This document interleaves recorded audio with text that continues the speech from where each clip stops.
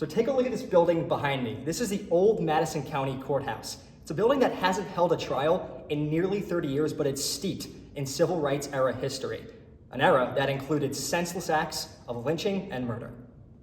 Whether you're heading into Danielsville or heading out, it's impossible to miss one of Madison County's most recognizable structures. The old courthouse, constructed in 1901, is growing even older. Now, it needs some touch-ups if the county wants to keep the building standing.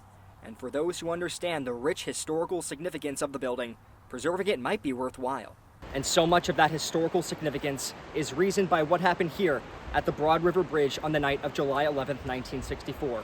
An African-American World War II veteran murdered by the Ku Klux Klan, and a court case that followed that sent reverberations far and wide. Lemuel Penn was returning home to Washington, D.C. from military training in Columbus when he was murdered in cold blood along the Broad River by a group of white men.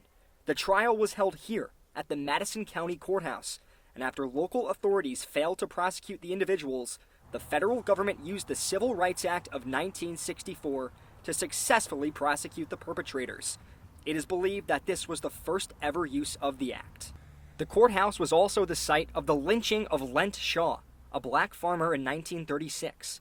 Josina Guess, a Madison County resident and founder of the Madison County, Georgia Oral History Collection, said she'd support a preservation effort, but for the right cause. I believe in historical preservation if truth telling is the goal, and I'm glad that people are wanting to learn more about Lemuel Penn. I hope that people will want to learn more about Lent Shaw, and if that building could be a place of remembering and honoring, then I could see it being worthwhile.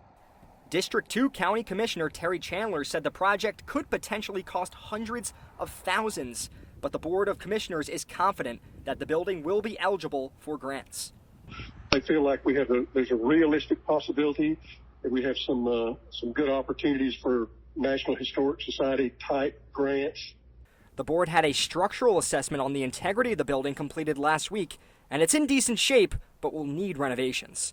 It's going to be a big project, and it's several things that yet to be determined exactly what the final outcome would be, how to make sure it is valuable and cost effective for the benefit of the taxpayers.